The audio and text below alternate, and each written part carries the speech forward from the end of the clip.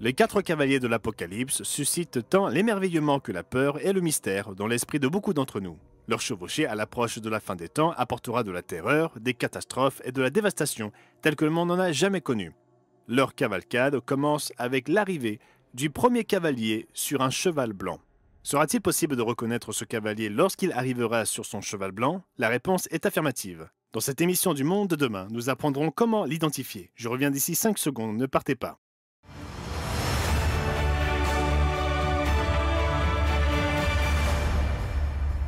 Bonjour et bienvenue au Monde de demain. Nous vous aidons à donner un sens à votre monde à travers les pages de la Bible.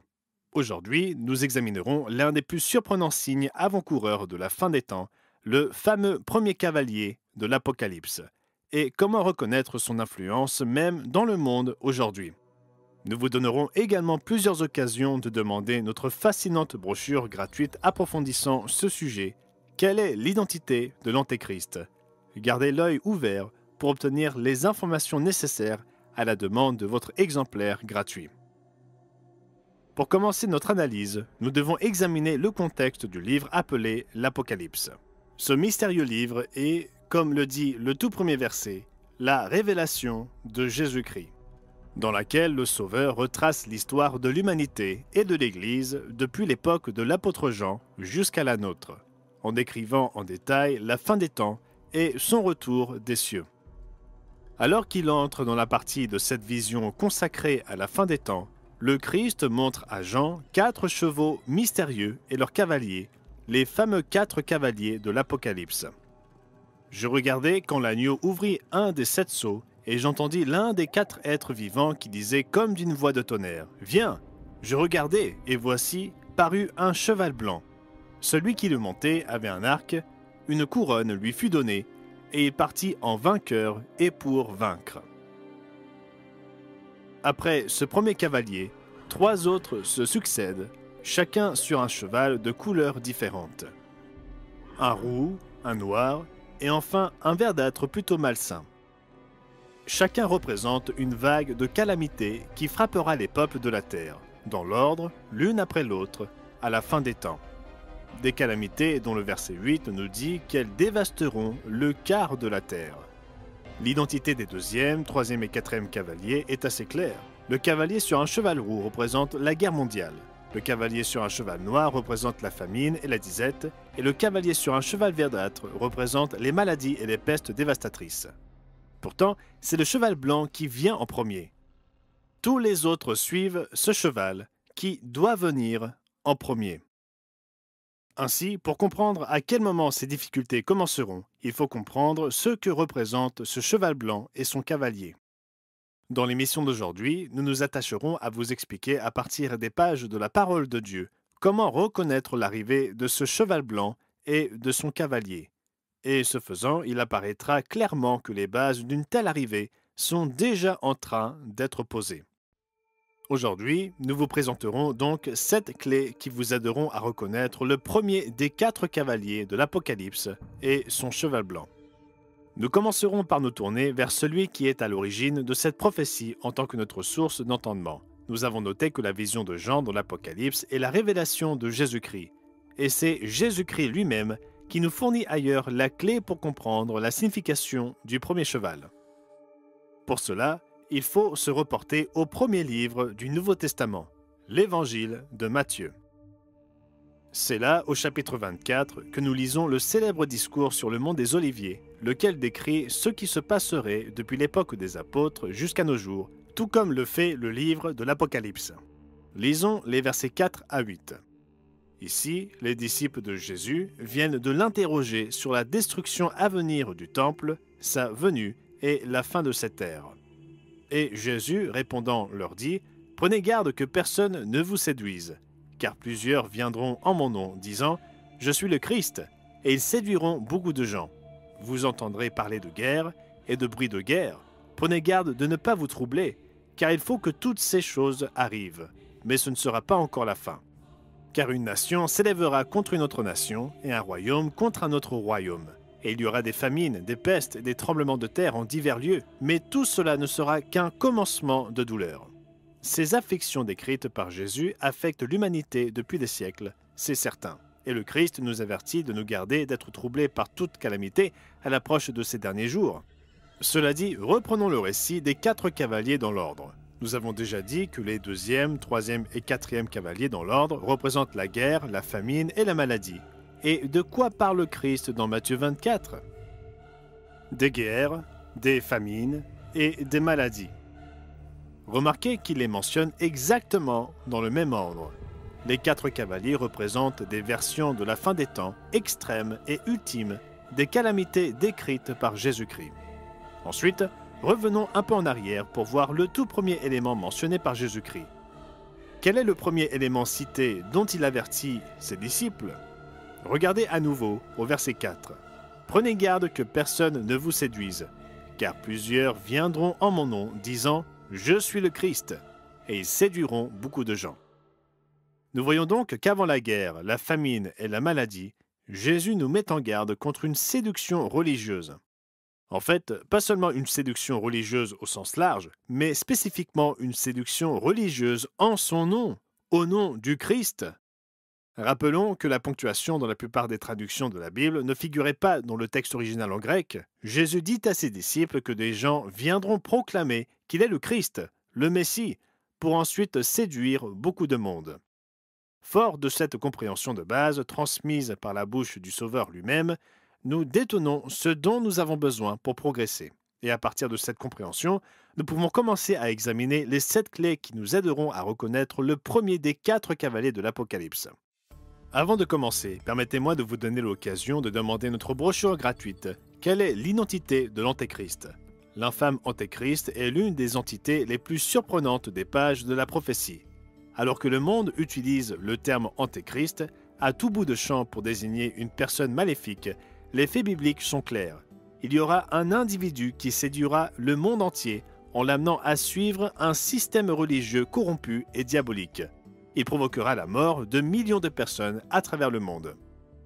La Bible dit que l'influence de ce système est déjà à l'œuvre dans le monde aujourd'hui, et lorsque vous connaissez ces traits, vous pouvez le reconnaître.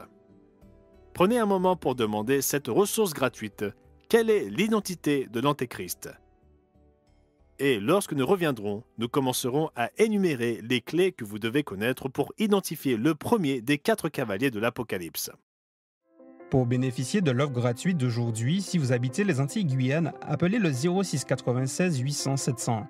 Et si vous habitez en Haïti, appelez le 509 46 59 93 82. Notre publication claire et concise vous aidera à comprendre les vérités essentielles issues des pages de la Bible.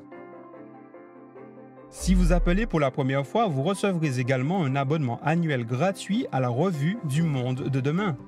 6 numéros inspirants traitant de l'actualité, de la science et de la culture moderne vous aideront à donner un sens à votre monde selon une perspective biblique. Appelez dès aujourd'hui et rejoignez les millions de personnes dans le monde entier qui se tournent vers le monde de demain pour y puiser la vérité, les sens des prophéties et l'espérance en cette période de confusion. Appelez dès aujourd'hui au rendez-vous sur mondedemain.org.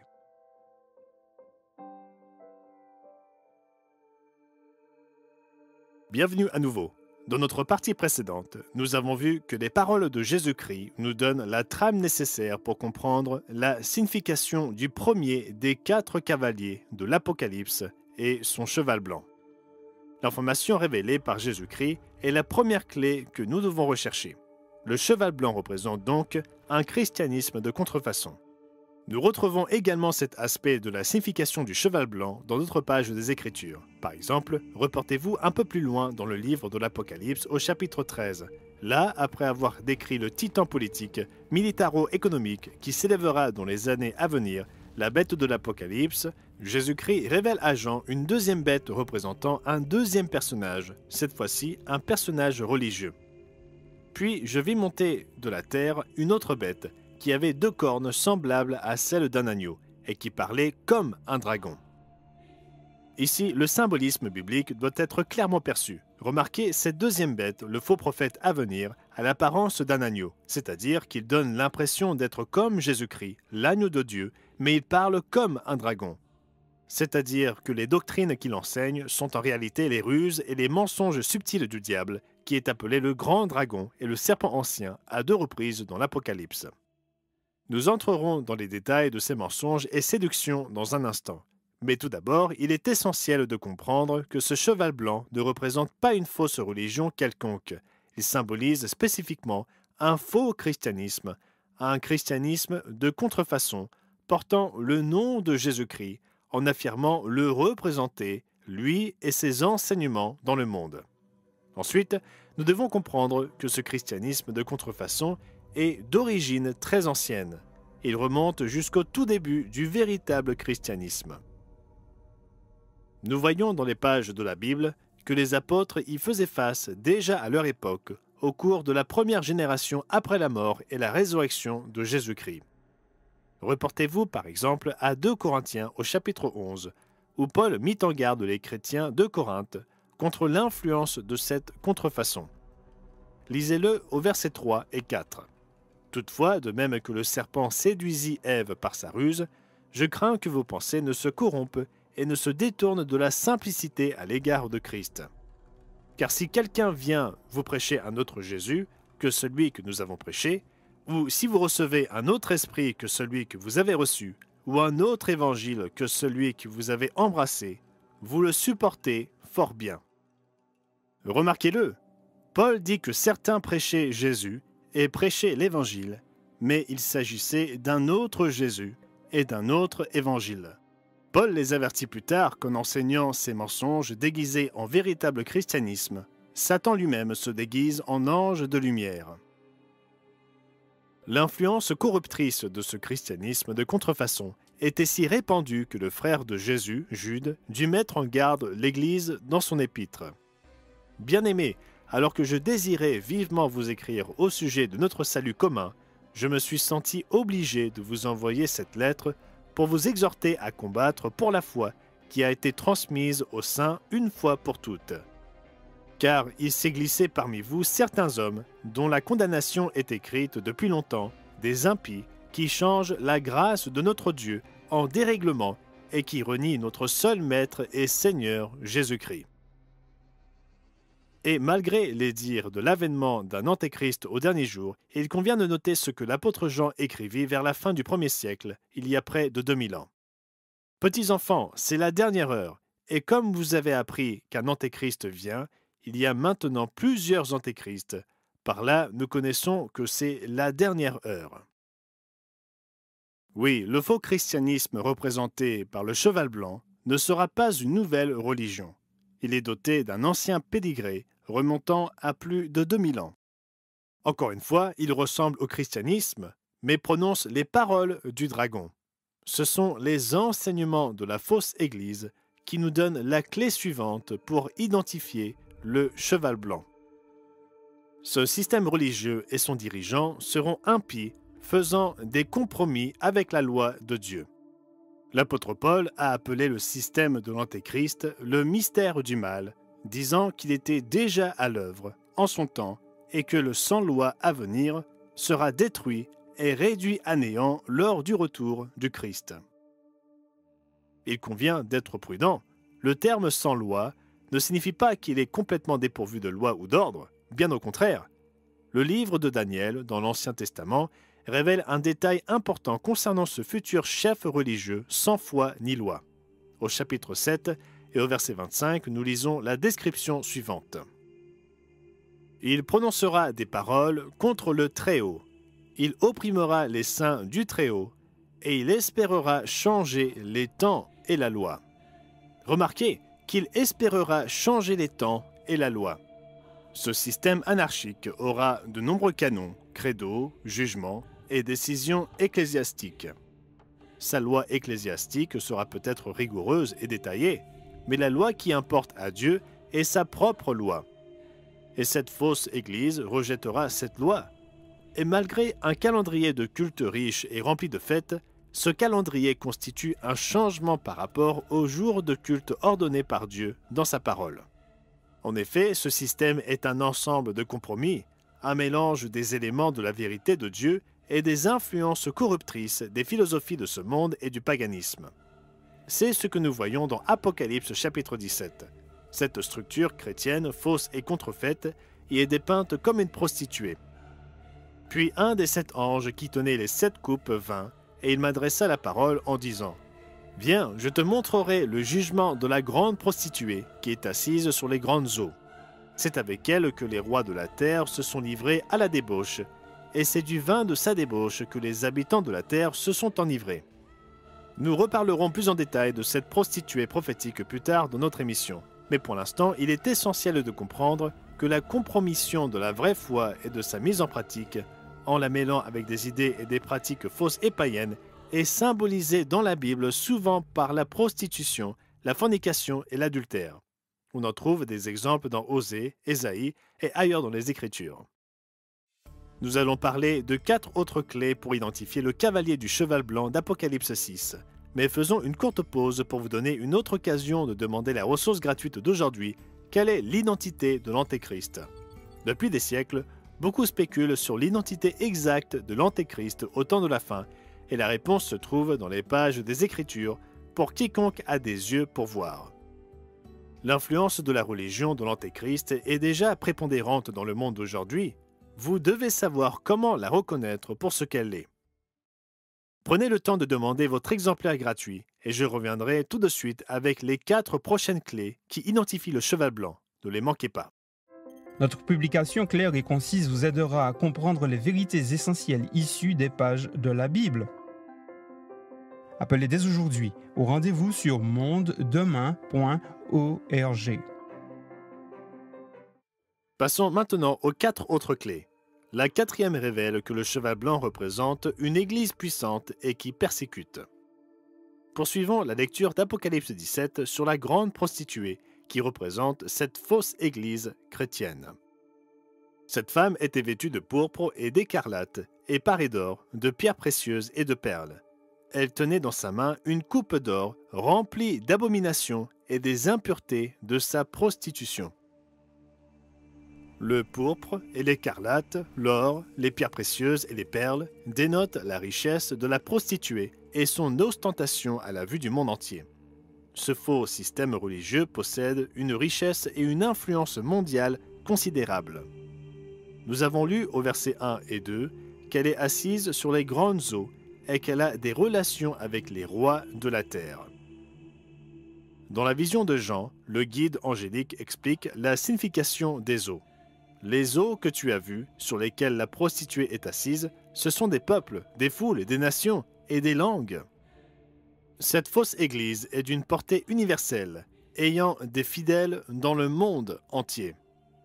Et comment cette organisation qui prétend être l'Église du Christ a-t-elle utilisé sa richesse et son influence? Elle a persécuté, assassiné et martyrisé ceux qui ont cherché à suivre et à obéir au vrai Jésus-Christ. Remarquez que le verset 6 dit que la femme était ivre du sang des saints et du sang des témoins de Jésus. C'est ce qu'indique également le passage de Daniel 7 que nous avons lu plus tôt, lequel dit que les saints seront livrés entre les mains de ce faux prophète pendant un temps, des temps et la moitié d'un temps, c'est-à-dire pendant la durée de la grande tribulation. Rappelons la description originelle du cheval blanc. Apocalypse 6 et le verset 2 dit que le cavalier avait un arc et partait en vainqueur et pour vaincre. Cela nous dit qu'il ne s'agit pas d'une église désireuse de convertir les autres par la simple prédication de l'évangile et en donnant le bon exemple. La persécution à venir fera passer les inquisitions des siècles passés pour un jeu d'enfant. Une autre stratégie utilisée par cette fausse chrétienté dans sa persécution des vrais chrétiens constitue notre prochaine clé d'identification du cheval blanc. Cette fausse église sera enrôlée dans une alliance politico-religieuse impie. Remarquez que la grande prostituée d'Apocalypse 17 n'est pas seule. Lisez la description de Jean au verset 3. « Et je vis une femme assise sur une bête écarlate, pleine de noms de blasphème, ayant 7 têtes et 10 cornes. » Les têtes de cette bête représentent les résurgences successives de l'Empire romain dans l'histoire, culminant à l'entité politique finale puissante de la fin des temps qui ébranlera le monde. Et remarquez que cette femme a califourchon sur la bête, la chevauche et dirige ses mouvements. Il est intéressant de noter qu'au verset 9, il est dit que la femme est assise sur 7 montagnes. Rome est connue comme la ville aux 7 collines, d'après les 7 collines sur lesquelles la ville est située. Cette immense et fausse église qui s'étend sur tout le globe est intimement associée à Rome et participera à une alliance impie avec la résurgence finale de l'Empire romain à l'approche du retour de Jésus-Christ. Apocalypse 13 dépeint cette alliance dans laquelle chaque partie profite égoïstement du pouvoir et de l'influence de l'autre. La prochaine clé de notre liste parle de l'un des avantages de cette alliance dont jouira la bête. Cette fausse église manifestera des signes et des prodiges puissants à l'approche de la fin de cette ère. L'apôtre Paul décrit ces signes surnaturels dans le passage que nous avons lu précédemment, au chapitre 2 de la seconde épître aux Thessaloniciens où il écrit « L'apparition de cet impie se fera par la puissance de Satan avec toutes sortes de miracles, de signes et de prodiges mensongers. » Apocalypse 13 les décrit également au verset 13. Elle opérait de grands prodiges, jusqu'à faire descendre du feu du ciel sur la terre à la vue des hommes. L'Antéchrist ou le faux prophète à venir utilisera ces signes et ces prodiges pour unifier l'humanité et la diriger vers la grande bête, renforçant ainsi l'autorité de la bête, son influence et sa puissance à l'échelle mondiale. Enfin, nous arrivons à la 7e clé. Cette fausse église est la mère d'autres églises apostates. C'est un point qui peut facilement passer inaperçu, mais il est bien visible dans la parole de Dieu. Regardez avec moi dans Apocalypse 17. Lorsque nous lisons attentivement la description que fait Jean de la grande prostituée qui représente ce faux christianisme, nous voyons un détail important au verset 5. Sur son front était écrit un nom, un mystère, Babylone la grande, la mère des prostituées et des abominations de la terre. La grande prostituée n'est pas unique, elle est la mère de beaucoup d'autres églises prostituées apostates, la mère de beaucoup d'autres dénominations chrétiennes qui, comme leur mère, mêlent dans leur doctrine et tradition des éléments des vérités bibliques avec des philosophies humaines et des pratiques païennes. Toutes prétendent parler au nom du Christ, mais toutes sont liées au même faux système. Ces 7 caractéristiques, ces 7 clés, vous permettront de reconnaître le cheval blanc et son cavalier lorsqu'ils feront irruption sur la scène. Et pour ceux qui ont des yeux pour voir, elles révèlent comment le système qu'elles identifient opère dans le monde depuis presque 2000 ans, revendiquant faussement le nom de Christ et se préparant désormais à l'avenir funeste que la parole de Dieu prophétise depuis si longtemps. Pourtant, l'histoire ne se termine pas avec le premier cavalier qui monte sur le cheval blanc. Après tout, ce n'est que le premier des 4 cavaliers. En fait, pour reconnaître le premier cavalier, il faut savoir qu'il n'y a pas seulement 4 cavaliers dans le livre de l'Apocalypse, il en contient 5. Et l'identité du 5e cavalier est, à bien des égards, la plus importante de toutes. Nous exposerons les différences entre ce 5e cavalier et le premier dans la dernière partie de notre émission. Mais tout d'abord, permettez-moi de faire une dernière pause pour vous donner la possibilité de demander l'offre gratuite d'aujourd'hui. Quelle est l'identité de l'Antéchrist? Peu d'éléments de la prophétie biblique sont aussi connus, mais si mal compris. L'avènement de l'Antéchrist au temps de la fin et du système Antéchrist qu'il imposera, ébranlera le monde et coûtera la vie à des millions de personnes sur toute la planète. Et beaucoup d'entre vous qui nous regardent en ce moment sont déjà impliqués d'une manière ou d'une autre dans le système que représente l'Antéchrist. Vous avez besoin des faits bibliques. Demandez d'ores et déjà votre brochure gratuite et facile à lire, et je reviendrai tout de suite pour vous révéler ce que le Tout-Puissant nous apprend sur ce 5e cavalier. Ne partez pas. Pour bénéficier de l'offre gratuite d'aujourd'hui, si vous habitez les Antilles-Guyane, appelez le 06 96 800 701. Et si vous habitez en Haïti, appelez le 509 46 59 93 82. Notre publication claire et concise vous aidera à comprendre les vérités essentielles issues des pages de la Bible. Si vous appelez pour la première fois, vous recevrez également un abonnement annuel gratuit à la revue du Monde de demain. 6 numéros inspirants traitant de l'actualité, de la science et de la culture moderne vous aideront à donner un sens à votre monde selon une perspective biblique. Appelez dès aujourd'hui et rejoignez les millions de personnes dans le monde entier qui se tournent vers le monde de demain pour y puiser la vérité, les sens des prophéties et l'espérance en cette période de confusion. Appelez dès aujourd'hui au rendez-vous sur mondedemain.org.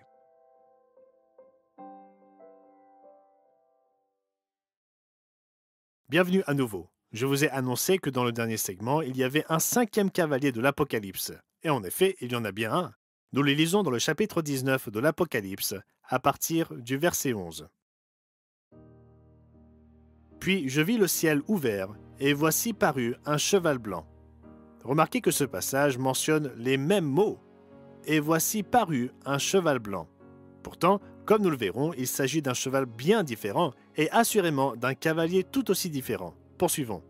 Celui qui le montait s'appelle fidèle et véritable, et il juge et combat avec justice. Ses yeux étaient comme une flamme de feu. Sur sa tête étaient plusieurs diadèmes. Il avait un nom écrit que personne ne connaît, si ce n'est lui-même. Et il était revêtu d'un vêtement teint de sang. Son nom est la parole de Dieu. Il ne s'agit pas d'un prétendant au trône ou d'un faux messie. C'est le vrai Jésus-Christ, la parole de Dieu. Tout comme le premier cavalier d'Apocalypse, il est lui aussi armé, comme nous le voyons au verset 15. De sa bouche sortait une épée aiguë pour frapper les nations. Et bien sûr, Éphésiens 6, verset 17 nous dit que l'épée de l'Esprit est la parole de Dieu. Remarquez que ce récit est parfaitement conforme avec la première clé concernant le premier cavalier et son cheval blanc qui se révèle être un imposteur. Tous deux montent un cheval blanc, mais le premier des 4 cavaliers porte une seule couronne, alors que Jésus-Christ apparaît avec plusieurs diadèmes sur sa tête. Le premier des 4 cavaliers avait un arc, mais le Sauveur s'avance avec une épée aiguë qui sort de sa bouche. Encore une fois, la fausse Église ressemble au vrai christianisme, mais avec l'aide de Dieu, nous pouvons repérer les différences. Mais le fait le plus important est énoncé au verset 16 d'Apocalypse 19. Le cavalier de ce cheval venant du ciel est roi des rois et seigneur des seigneurs. Il apportera avec lui un nouveau monde, le monde de demain. Ici, au monde de demain, nous espérons que vous attendez avec autant d'impatience que nous l'arrivée de ce 5e cavalier. Merci de vous être joints à nous. N'oubliez pas de demander la brochure gratuite sur l'Antéchrist proposée aujourd'hui et n'oubliez pas de revenir la semaine prochaine. Gerald Weston, Rod McNair et moi-même serons là à vous attendre, prêts à partager les enseignements de Jésus-Christ, la bonne nouvelle de son royaume à venir et les prophéties de la parole divine sur les derniers jours. D'ici là, prenez soin de vous. Pour bénéficier de l'offre gratuite d'aujourd'hui, si vous habitez les Antilles-Guyane, appelez le 06 96 800 701. Et si vous habitez en Haïti, appelez le 509 46 59 93 82. Appelez dès aujourd'hui et rejoignez les millions de personnes dans le monde entier qui se tournent vers le monde de demain pour y puiser la vérité, les sens des prophéties et l'espérance en cette période de confusion.